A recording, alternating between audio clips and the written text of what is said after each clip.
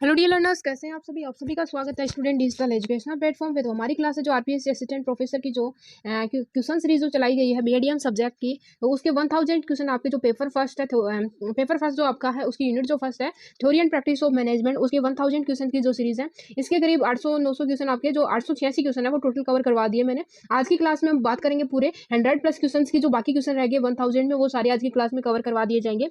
तो आज की क्लास को ये लास्ट क्लास है theory and practice of management की, एमसीक्यू और प्रैक्टिस क्वेश्चंस की। बाकी थ्योरी क्लास अगर आएगी, अगर आपकी जो क्वेरीज है थ्योरी क्लास के लिए कुछ टॉपिक सेलेक्ट किए गए हैं, उन टॉपिक्स पे क्लास आपको जल्दी देखने को मिलेगी, लेकिन जो क्वेश्चन और एमसीक्यू जो क्लास है वो ये लास्ट क्लास होने वाली है आपकी। तो चलो देखते हैं आगे के क्वेश्चन, टाइम खराब नहीं करेंगे आपका बिल्कुल भी। तो क्लासों में बने रहिए आप। अगर क्लासें आपकी अच्छी लग रही है, वीडियोज अच्छे लग रहे हैं, तो प्लीज चैनल को सब्सक्राइब कर लीजिए और सपोर्ट कीजिए। चलो देखते हैं क्वेश्चन नंबर 887 नंबर क्वेश्चन है, उसको देखते हैं। इसमें पूछा गया है कि इनमें से कौन सी नियंत्रण की तकनीक नहीं है। यहाँ पे आपको नई नियंत्रण की तकनीकें बता रखी है, एक है जो नियंत्रण की तकनीक नहीं है। तो बजट आपका नियंत्रण की तकनीक है, अनुशासनात्मक कार्यवाही है वो ये बजट की तकनीक है, नियंत्रण की तकनीक है, और नीति भी आपकी नियंत्रण की तकनीक है। लेकिन जो प्रशंसा है ये नियंत्रण की तकनीक नहीं है। तो करेक्ट आंसर आपका हो जाएगा डी ऑप्शन। यहाँ पे करेक्ट है कि ये नियंत्रण की तकनीक नहीं है। क्वेश्चन नंबर 888 है कि केंद्रीकरण के सिद्धांत को प्रबंध के महत्वपूर्ण सिद्धांत के रूप में प्रतिपादित किया था। तो किसने इसको प्रबंध के महत्वपूर्ण सिद्धांत के रूप में प्रतिपादित किया था? तो जो हेनरी फेयोल है इन्होंने इसको प्रतिपादित किया था, इसका प्रतिपादन किया था। अधिकार और उत्तरदायित्व की समता का सिद्धांत संबंधित है। तो समता का जो सिद्धांत है वो किससे संबंधित है? तो यह सिद्धांत आपका जो भारार्पण है इससे संबंधित है। क्वेश्चन नंबर 890 है कि उद्देश्य द्वारा प्रबंध की विचारधारा को दर्शन के रूप में विकसित किया है। जो उद्देश्य द्वारा जो प्रबंध है उसकी जो विचारधारा है इसको दर्शन के रूप में किसने विकसित किया है? तो इसको किया है ड्रकर द्वारा, ये विकसित की गई विचारधारा है। क्वेश्चन नंबर 891 है कि अपवाद का सिद्धांत प्रतिपादन किया था। अपवाद का जो सिद्धांत है इसको प्रतिपादन किसने किया था? तो अपवाद का सिद्धांत का प्रतिपादन है वो आपका टेलर के द्वारा किया गया है। क्वेश्चन नंबर 891, इसका करेक्ट आंसर आपका सी ऑप्शन हो जाएगा। ग्रेकुनास द्वारा जिस महत्वपूर्ण सिद्धांत का प्रतिपादन किया गया उसका नाम है, तो सिद्धांत का क्या नाम है जिसको ग्रेकुनास द्वारा प्रतिपादन किया गया था? तो इसका करेक्ट आंसर आपका जो भारार्पण का सिद्धांत है ये आपका ग्रेकुनास का सिद्धांत से, ग्रेकुनास से संबंधित है भारार्पण का सिद्धांत, क्योंकि काफी सारे क्वेश्चन मैंने पहले की क्लास में भी इस टॉपिक से करवा रखे हैं। भारार्पण के संबंधित या जो ग्रेकुनास है उनसे संबंधित जितने भी क्वेश्चन है वो सारी कवर करवा दिए हैं ऑलमोस्ट। प्रबंध, एक प्रबंध जो कुछ भी करता है निर्णय के द्वारा ही करता है, यह कथन के रचयिता है। तो इस कथन की जो रचयिता है वो कौन है? तो यहाँ पे ड्रकर, यहाँ पे इस जो प्रबंध है उसके रचयिता है, निर्णय ये कथन कहा गया है कि एक प्रबंध जो कुछ भी करता है निर्णय के द्वारा ही करता है, ये कथन आपका ड्रकर के द्वारा कहा गया है। क्वेश्चन नंबर 894 है कि सामान्य विवरण या समझ जो निर्णय लेने में विचारों का मार्गदर्शन करता है उसे कहते हैं। तो उसे क्या कहते हैं? तो इसका करेक्ट आंसर आपका जो नीति है, नीति कहा जाता है। वैज्ञानिक प्रबंध के जनक कहलाते हैं। जो वैज्ञानिक प्रबंध है इसके जनक कौन कहलाते हैं? तो वैज्ञानिक प्रबंध के आपके जो जनक है FW टेलर आपके साइंटिफिक मैनेजमेंट के जनक माने जाते हैं। नेक्स्ट क्वेश्चन की बात करते हैं। क्वेश्चन नंबर 896 है, निम्नलिखित में से कौन सा प्रबंधकीय कार्यों में सम्मिलित नहीं है? तो प्रबंधकीय कार्य है, एक इसमें प्रबंधकीय कार्य नहीं है। तो जो सहकारिता है ये प्रबंध का कार्य नहीं है, ये ऑप्शन आपका यहाँ पे करेक्ट हो जाएगा। बाकी जो प्रबंधकीय कार्य है, नियोजन है, नियंत्रण और संगठन है, ये सभी प्रबंधकीय कार्य हैं। बाकी जो सहकारिता है ये प्रबंध का कार्य नहीं है, ये ऑप्शन आपका यहाँ पे सही हो जाएगा। क्वेश्चन नंबर 897 की किस आधार पर भविष्य में प्रबंध क्रियाएं उत्पन्न होती है? तो कौन सा वो आधार है जिसके माध्यम से प्रबंध की क्रियाएं उत्पन्न होती है? तो जो नियोजन होता है, प्लानिंग होती है, इसके द्वारा भविष्य में प्रबंध की क्रियाएं उत्पन्न होती है। सर्वोत्तम हल निकालने से प्रबंध की विधि सहायक नहीं होती। क्यों सहायक नहीं होती? तो क्वेश्चन नंबर 898 है ये अंदाजा द्वारा होता है, इसलिए ये विधि सहायक नहीं होती। ठीक है। क्वेश्चन नंबर 899 है कि विलंब से अधिक खर्च होता है और समस्त देरियों को दूर करने के अंतर्गत और भी अधिक खर्च होता है। ये विचार सिद्धांत पर आधारित है। तो ये विचार कौन से सिद्धांत पर आधारित है? तो ये कतार एवं रे के सिद्धांत पर आधारित है। ये ऑप्शन आपका यहाँ पे सही हो जाएगा। आप जो बाहर जो और भी वॉइस आ रही है पक्षियों की, प्लीज उसको अवॉइड कीजिए और मेरी वॉइस पे फोकस कीजिए कि मैं क्या कह रही हूँ, क्वेश्चन में क्या पढ़ रही हूँ और उसका आंसर मैं क्या लगवा रही हूँ। क्योंकि शाम का टाइम हो रहा है, इस वीडियो को रिकॉर्डिंग करते टाइम तो पक्षियाँ इस टाइम बोल रहे हैं, मुझे डे में टाइम नहीं मिला था, तो मुझे लगा कि जल्दी से कवर करवाने हैं, मुझे क्वेश्चन कवर करवाने हैं, क्लास लेनी है, इसलिए मैं क्लास लेने शाम के टाइम बैठ गई। क्वेश्चन नंबर 900 है कि किसी उद्योग के लक्ष्य को प्रभावपूर्ण ढंग से प्राप्त करने के लिए विभिन्न पक्षों के से संबंधित क्रियाओं से के सम्मिश्रण जो भी प्रबंध का यंत्र विधि है कहलाता है। तो क्या कहलाता है? क्वेश्चन नंबर 900 का करेक्ट आंसर आपका समन्वय कहलाता है। क्वेश्चन नंबर 901 है विभागीकरण में कौन सा बिंदु निरर्थक है? जो विभागीकरण है इसमें कौन सा बिंदु, यहाँ पे जो बिंदु दे रखे हैं इनमें निरर्थक है। तो यहाँ पे करेक्ट आंसर आपका हो जाएगा जो उत्पादित माल के गुणों के आधार पर जो विभागीकरण जो किया जाता है वो आपका निरर्थक माना जाता है। क्वेश्चन नंबर 902 है कि प्रबंध में अपवाद के सिद्धांत से तात्पर्य है। तो प्रबंध में जो अपवाद का सिद्धांत है इससे तात्पर्य है कि नीति संबंधित मामलों को उच्च स्तर पर संभालना तथा शेष और अधीनस्थों द्वारा संपन्न करने देना। तो करेक्ट आंसर आपका यहाँ पे सी ऑप्शन हो जाएगा। क्वेश्चन बात करते हैं क्वेश्चन नंबर 903 के, हमने 900 क्वेश्चन टोटल कवर कर लिए हैं। जल्दी हमारा 1000 क्वेश्चन इस क्लास में 30 मिनट्स में कवर हो जाएंगे। नैतिकता की तुलना में नीतिशास्त्र की स्थापना हुई थी। तो नैतिकता की तुलना में नीतिशास्त्र की जो स्थापना हुई थी बाद में हुई थी। सबसे पहले नैतिकता आई थी, उसके बाद में नीतिशास्त्र को लाया गया था। तो बी ऑप्शन आपका सही हो जाएगा। एक संगठन में पर्यवेक्षक की स्थिति होती है। तो एक संगठन में जो पर्यवेक्षक होती है उसकी स्थिति होती है, फ्रंट लाइन जो प्रबंध होता है उसकी स्थिति होती है पर्यवेक्षक की। आवश्यकताओं की क्रमबद्धता का सिद्धांत का प्रतिपादन किया था। जो आवश्यकताओं का जो क्रमबद्धता का जो सिद्धांत है इसका प्रतिपादन आपका अब्राम एवं मास्लो ने किया था। सेवा संगठन एवं संगठन का संस्थाओं में प्रयोग होता है। तो संस्थाओं में प्रयोग होता है, इसका कार्य नैतिकता प्रकृति का हो, कार्य नैतिक प्रकृति का हो। तो इसका प्रयोग क्या कहाँ होगा? सेवा संगठन का संस्थाओं में प्रयोग होता है जहां कार्य नैतिक प्रकृति का हो रहा हो। तो करेक्ट आंसर आपका बी ऑप्शन हो जाएगा। क्वेश्चन नंबर 907 है कि प्रबंधकीय कार्यों का सर्वप्रथम स्पष्टीकरण करने वाले विचारक हैं। जो प्रबंधकीय कार्य है उनका जो सर्वप्रथम जो स्पष्टीकरण किया था इसके विचारक कौन है? तो 907 का करेक्ट आंसर आपका हो जाएगा लूथर गुलिक। लूथर गुलिक आपका डी ऑप्शन सही है। क्वेश्चन नंबर 908 है कि उद्देश्यों अनुसार प्रबंध इस बात पर बल देता है। तो प्रबंध किस बात पर बल देता है? तो क्वेश्चन नंबर 908 है, इसका करेक्ट आंसर आपका हो जाएगा परिणाम मूल्यांकन के आधार पर उद्देश्य निर्धारण होते हैं। क्वेश्चन नंबर 909 है कि एमबीओ विचारधारा के अंतर्गत प्रत्येक उद्देश्य में किस तत्व की आवश्यकता नहीं होती? तो एमबीओ विचारधारा है उसके अंतर्गत प्रत्येक उद्देश्यों में किस तत्व की आवश्यकता नहीं होती? तो यहाँ पे 908 में करेक्ट आंसर आपका हो जाएगा लागत तत्व है, इसका सी ऑप्शन करेक्ट आंसर हो जाएगा। क्वेश्चन नंबर 910 है कौन सा संगठक नियोजन का नहीं है? तो कौन सा संगठक है जो नियोजक का नहीं है? तो 910 नंबर का करेक्ट आंसर आपका हो जाएगा कार्य जो परिणाम है, ये आपका सही आंसर हो जाएगा डी ऑप्शन। अपवाद द्वारा प्रबंध अधिक व्यवहारिक है, जबकि क्या पूछा गया है कि अपवाद द्वारा प्रबंध अधिक व्यवहारिक है जबकि अधीनस्थ अपने अधिकार व समझ का पूर्ण प्रयोग करें। तो करेक्ट आंसर आपका ए ऑप्शन हो जाएगा। आपके जो आंसर है वो ऑथेंटिक है, कभी किसी क्वेश्चन में मुझे डाउट लगता है तो थोड़ा सा वहाँ पे दिक्कत आ जाती है। तो क्वेश्चन नंबर 912 की बात करते हैं। क्वेश्चन नंबर 912 में पूछा गया कि संगठन निर्माण प्रारंभ होता है। तो संगठन निर्माण प्रारंभ होता है किससे होता है? श्रम के विभाजन से यहाँ पे संगठन निर्माण का प्रारंभ होता है। सोपान श्रृंखला निर्धारित करती है। तो सोपान श्रृंखला क्या निर्धारित करती है? यह पदाधिकारियों के साथ संप्रेषण के लिए संपर्क का प्रारूप निर्धारित करती है। क्वेश्चन नंबर 914 सहयोग की भावना के सिद्धांत के रचयिता कौन है? जो सहयोग की भावना का जो सिद्धांत है इसके रचयिता कौन है? तो एफ फेयोल जो है वो इसके रचयिता है। क्वेश्चन नंबर 915 है कि पीटर एफ ड्रकर द्वारा व्यवसाय के उद्देश्यों की संख्या पहचानी गई है। तो उद्देश्यों की संख्या किससे पहचानी गई है? 915 का करेक्ट आंसर आपका हो जाएगा 6। ठीक है पीटर।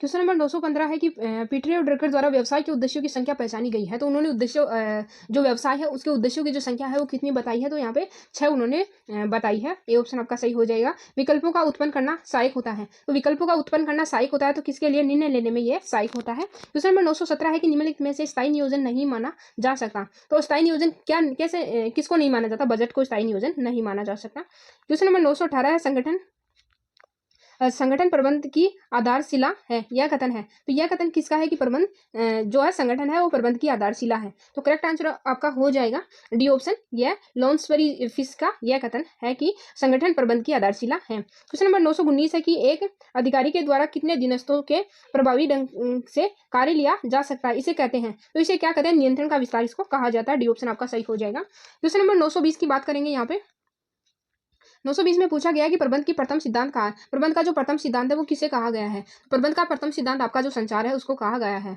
क्वेश्चन नंबर 921 है कि संचार को प्रबंध का सबसे शक्तिशाली समस्या बताकर इसके महत्व को उजागर किया है। तो किसने इसके महत्व को उजागर किया है? एल्टन डोड जो है, एल्विन डोड ने इसको उजागर किया है। इसको प्रबंध का सबसे पहली समस्या बताई है। संचार को प्रबंध की सबसे पहली समस्या बताई और उसके महत्व को भी उजागर किया है किसने? एल्विन डोड ने।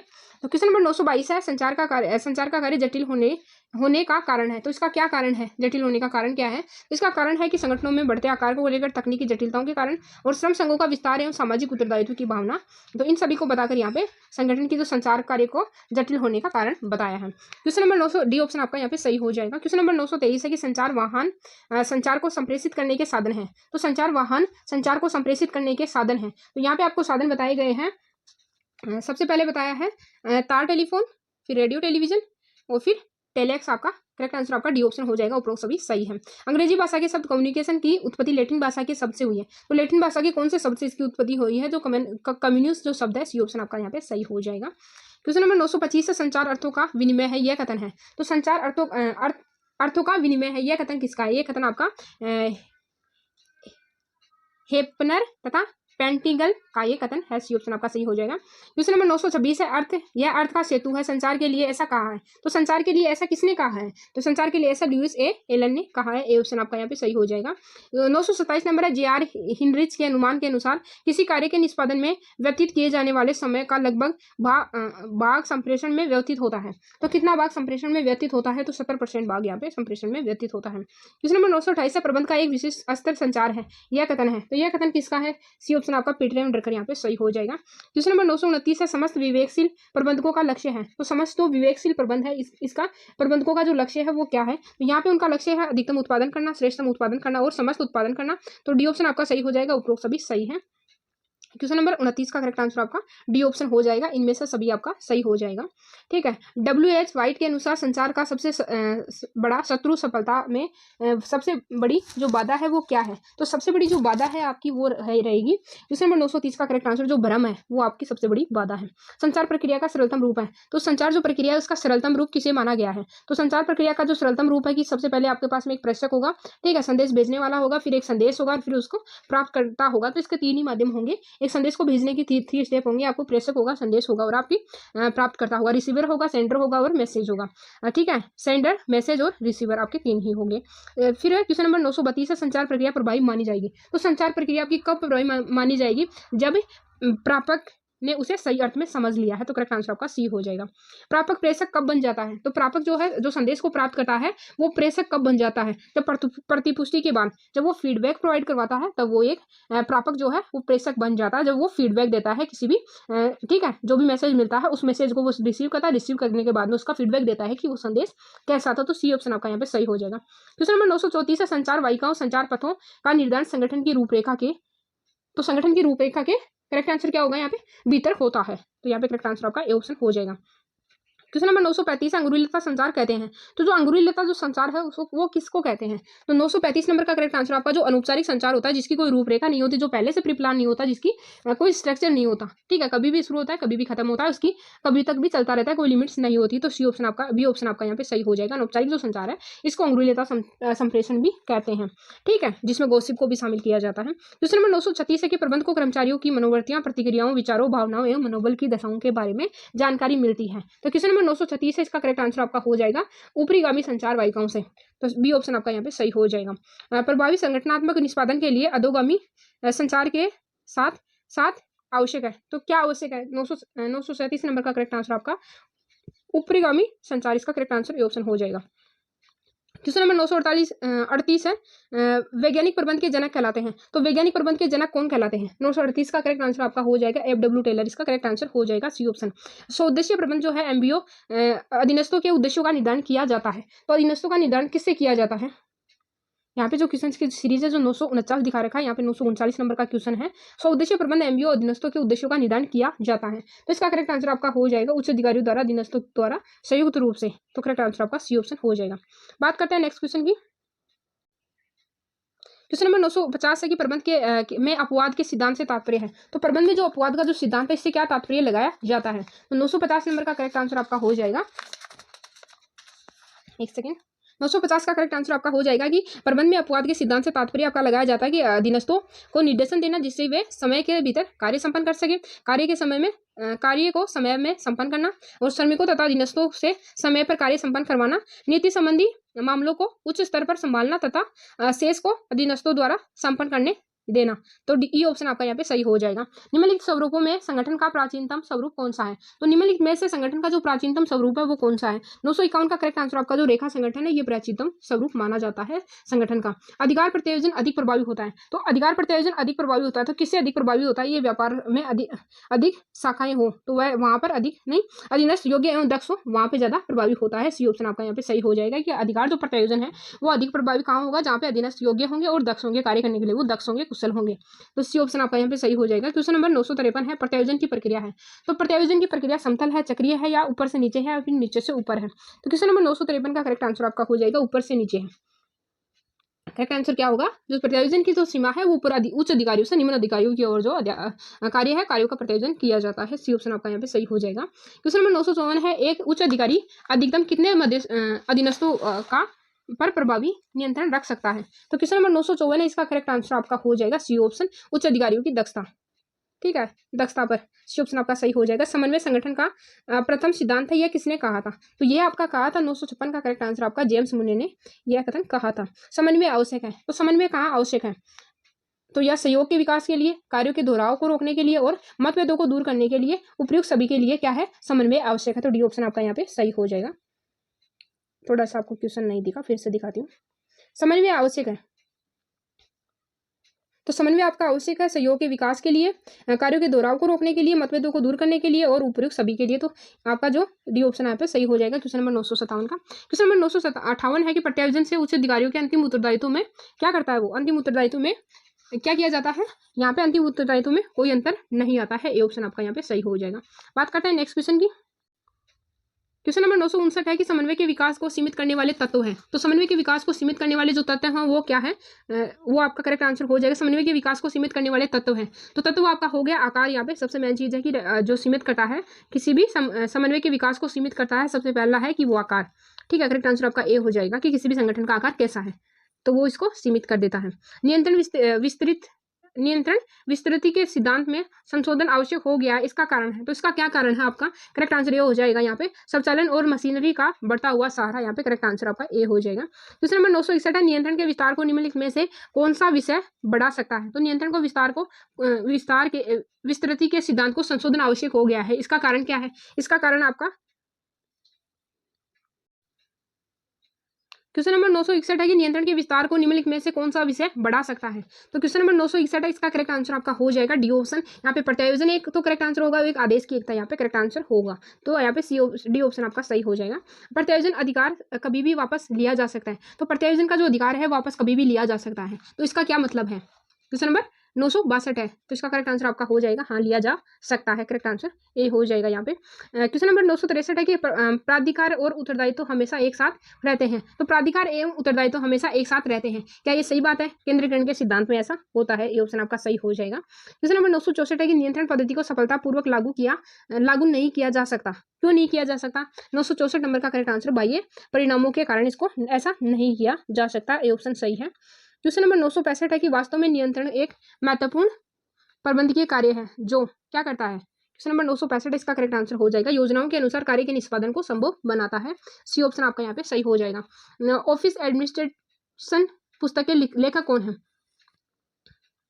ऑफिस एडमिनिस्ट्रेशन पुस्तक के जो लेखक हैं वो कौन है? तो 866 नंबर का करेक्ट आंसर आपका डेविस स्टेटसन, यहाँ पे करेक्ट आंसर बी ऑप्शन हो जाएगा। क्वेश्चन नंबर 967 प्रबंधकीय कार्यों की दृष्टि में इनमें से कौन सा क्रम सही है? तो क्वेश्चन नंबर 967 इसका करेक्ट आंसर नियोजन, संगठन, समन्वय और नियंत्रण, ये ऑप्शन आपका यहाँ पे सही हो जाएगा।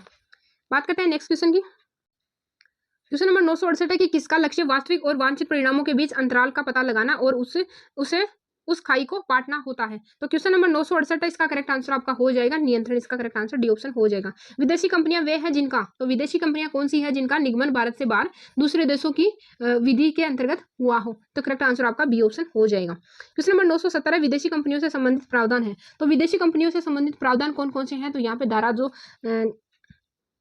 धारा 992 और धारा 602 है, ये विदेशी कंपनियों से संबंधित प्रावधानों से संबंधित ये धाराएं हैं। क्वेश्चन नंबर 971 है कि धारा 592 और धारा 602 एवं 156 के अलावा कुछ और धाराओं का विदेशी कंपनियों पर लागू किया गया है, उनमें से है, तो इनमें से नीचे दी गई में से और कौन सी है? तो यहाँ पे करेक्ट आंसर आपका हो जाएगा उपरोक्त सभी जो धाराएं हैं ये विदेशी कंपनियों पर लागू किया गया है। ठीक है, ये धाराएं आपकी विदेशी कंपनियों पर लागू की गई हैं, तो डी ऑप्शन आपका सही हो जाएगा। कौन सही सुमेलित है? तो यहाँ पे जो धाराएं दे रखी है इनको सुमेलित आपको करना है, तो कौन सी आपकी सही है? यहाँ पे धारा 209 है, ये लेखों का निरीक्षण करने से संबंधित है, बाकी सभी गलत है, तो ए ऑप्शन आपका यहाँ पे सही हो जाएगा।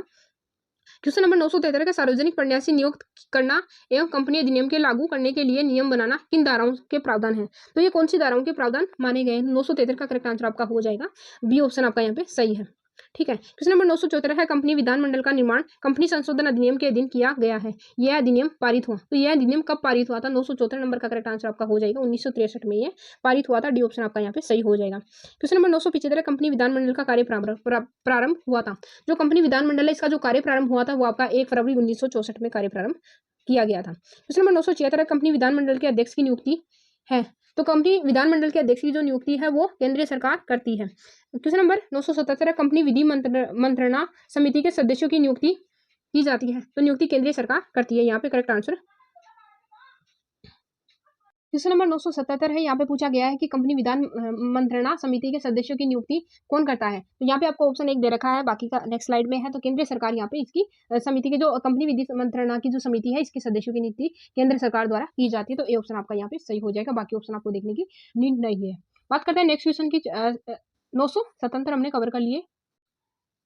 क्वेश्चन नंबर 978 इसमें पूछा गया कि भारत में व्यवसाय पर नियंत्रण रखने तथा व्यवसायिक क्रियाओं का नियमन करने के लिए विस्तृत एवं प्रभावी प्रावधान क्या है। तो यहाँ पे विस्तृत एवं प्रभावी प्रावधान आपके हैं भारतीय कंपनी अधिनियम के जो प्रावधान है वही लागू होते हैं। तो सी ऑप्शन आपका सही हो जाएगा। क्वेश्चन नंबर 779 है। कंपनियों के निगमन एवं पंजीयन के लिए एक अधिकृत प्रशासकीय प्राधिकरण माना जाता है, जिसे कहते हैं। तो इसको क्या कहते हैं? तो करेक्ट आंसर आपका जो रजिस्ट्रार है, डी ऑप्शन सही हो जाएगा। क्वेश्चन नंबर 980 है। निगमन के प्रमाण पत्र प्राप्ति के बाद कौन सी कंपनी अपना व्यापार आरंभ कर सकती है। तो क्वेश्चन नंबर 980 से इसका करेक्ट आंसर आपका हो जाएगा निजी कंपनियां, बी ऑप्शन सही होगा। क्वेश्चन नंबर 981 है। कंपनी अधिनियम के अधीन मुख्यतः कितनी कंपनियां बनाई जा सकती हैं। तो कंपनी अधिनियम के अंतर्गत मुख्यतः कितनी कंपनियां बनाई जा सकती हैं? पोज करके आंसर करिए। 2 कंपनियों का यहाँ पे बनाई जा सकती है, 2 कंपनियों का निर्माण किया जा सकता है। क्वेश्चन नंबर 982 है। कौन सी धारा के अंतर्गत एक सार्वजनिक कंपनी तथा उस कंपनी उस तिथि से जब वह सार्वजनिक बन गई थी इस आशय की सूचना 3 माह में रजिस्ट्रार को देगी। तो कौन सी धारा के अंतर्गत दी जाएगी? धारा जो है 400 धारा 43(2) के अंतर्गत इसकी सूचना दी जाएगी, ठीक है, कंपनी रजिस्ट्रार को। तो बी ऑप्शन आपका यहाँ पे सही हो जाएगा। 982 नंबर का करेक्ट आंसर आपका बी सही है। व्यवसाय 983 नंबर का व्यवसाय प्रारंभ करने के लिए एक सार्वजनिक कंपनी को किस धारा की व्यवस्थाओं का पालन करना आवश्यक है। तो 983 नंबर का करेक्ट आंसर आपका हो जाएगा धारा 149, यहाँ पे करेक्ट हो जाएगा डी ऑप्शन। क्वेश्चन नंबर 984 है। कंपनी अधिनियम की धारा 65 के अनुसार परिविवरण में मिथ्या कथन माना जाता है। तो परिविवरण में क्या मिथ्या कथन माना जाता है? तो यहाँ पे कथन भ्रामक हो, कोई तथ्य छोड़ दिया गया हो और किसी रिपोर्ट में मिथ्या वर्णन हो, तो उक्त सभी आपके जो कंपनी अधिनियम की धारा जो 65 के अनुसार परिविवरण में मिथ्या कथन माना जाता है। तो डी ऑप्शन आपका यहाँ पे सही हो जाएगा। क्वेश्चन नंबर 985 कंपनी अधिनियम की किस धारा के अनुसार विधानमंडल की पूर्व अनुमति के बिना अंशों का बट्टे पर निगमन नहीं किया जा सकता। तो क्वेश्चन नंबर 985 का आपका करेक्ट आंसर हो जाएगा धारा 79, करेक्ट आंसर डी ऑप्शन हो जाएगा। नेक्स्ट क्वेश्चन की बात करते हैं। क्वेश्चन नंबर 986 यहाँ पे पूछा गया है कि कंपनी अधिनियम की धारा 94(1) के अंतर्गत प्रावधान है। तो धारा 94(1) है, इसके अंतर्गत क्या क्या प्रावधान है? यहाँ पे प्रावधान दिए गए हैं कि अंश पूंजी में परिवर्तन का जो प्रावधान है धारा 1 में, धारा 94(1) में। तो यहाँ पे अंश पूंजी में जो परिवर्तन किया गया है इसका प्रावधान किसमें? धारा 94(1) में दिया गया है। कंपनी क्वेश्चन नंबर 987 है। कंपनी के जीवन काल में एक बार बुलाई जाने वाली सभा है। तो कंपनी के जीवन काल में कौन सी सभा है जो एक बार बुलाई जाती है? वैधानिक सभा, बी ऑप्शन आपका यहाँ पे सही हो जाएगा। क्वेश्चन नंबर 988 है कि सार्वजनिक कंपनी के लिए वैधानिक सभा बुलाना ऐच्छिक है, आवश्यक है, अनिवार्य है। तो 988 नंबर का करेक्ट आंसर है आपका अनिवार्य है, सी ऑप्शन सही हो जाएगा। क्वेश्चन नंबर 989 है। यहाँ पे कंपनी द्वारा वैधानिक सभा नहीं बुलाने पर हो सकता है। तो कंपनी द्वारा वैधानिक सभा नहीं बुलाने पर क्या हो सकता है? तो क्वेश्चन नंबर 989 है। यहाँ पर 989 का करेक्ट आंसर आपका हो जाएगा बी ऑप्शन, कंपनी का समापन। यहाँ पे सही आंसर बी ऑप्शन हो जाएगा। कंपनी अधिनियम की व्यवस्थाओं के अधीन एक निजी एवं सार्वजनिक कंपनी में कम से कम संचालक होने चाहिए। तो कम से कम कितने संचालक होने चाहिए? तो 2 और 3, यहाँ पे 2 से 3 आपके संचालक होने चाहिए। ए ऑप्शन आपका यहाँ पे सही हो जाएगा। क्वेश्चन नंबर 991 संचालकों की अधिकतम संख्या हो सकती है। तो संचालकों की जो अधिकतम संख्या है वो कितनी हो सकती है? तो 12 संचालकों की अधिकतम संख्या हो सकती है कि संचालक 12 हो सकते हैं। क्वेश्चन नंबर 992 है कि कंपनी अधिनियम की धारा 232 से 251 तक के प्रावधान व्यवस्था करते हैं। तो किसकी व्यवस्था करते हैं? तो कंपनी अन्वेषण जांच की व्यवस्था यहाँ पे करते हैं, बी ऑप्शन सही है। कंपनी अधिनियम की धारा 225 से 425 से 560 का तक के में प्रावधान है। तो उस 425 से लेके 560 तक क्या प्रावधान है, किससे संबंधित वो प्रावधान है? तो 993 नंबर का करेक्ट आंसर आपके जो कंपनी से समापन से संबंधित जो प्रावधान है वो आपकी धारा 425 से लेकर 560 में दिए गए हैं। क्वेश्चन नंबर 994 है कि संचालक मंडल की क्रियाओं पर नियंत्रण रखने एवं अन्य पक्षों के हितार्थ केंद्रीय सरकार संचालक नियुक्त कर सकती है। तो नियुक्त क्या कर सकती है? तो क्वेश्चन नंबर 994 इसका करेक्ट आंसर कितने कर सकती है?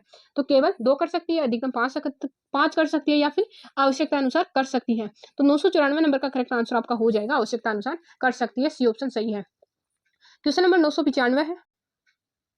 995 में पूछा गया है कि व्यक्ति जिसने वैज्ञानिक प्रबंध का विचार दिया था वह कौन है? तो वैज्ञानिक प्रबंध का आपका विचार दिया था एफ.डब्ल्यू. टेलर ने। क्वेश्चन नंबर 996 है कि प्रसिद्ध पुस्तक फिलोसफी ऑफ मैनेजमेंट किसके द्वारा लिखी गई थी? तो ये पुस्तक आपकी जो लिखी गई थी मैं आपको बता दूं ओल्विर जो सेडलर है, ओल्विर नेक्स्ट स्लाइड में दिखाती हूँ मैं आपको। इस पुस्तक के लेखक आपके जो कौन सी पुस्तक है? क्वेश्चन नंबर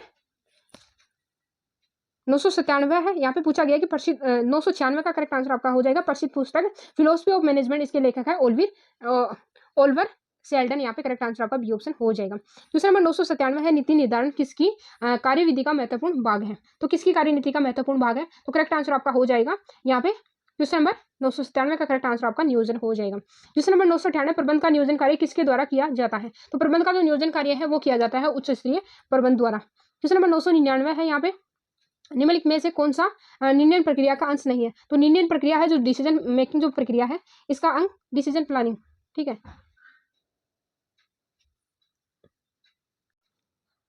तो निर्णय प्रक्रिया का आपका यहाँ पे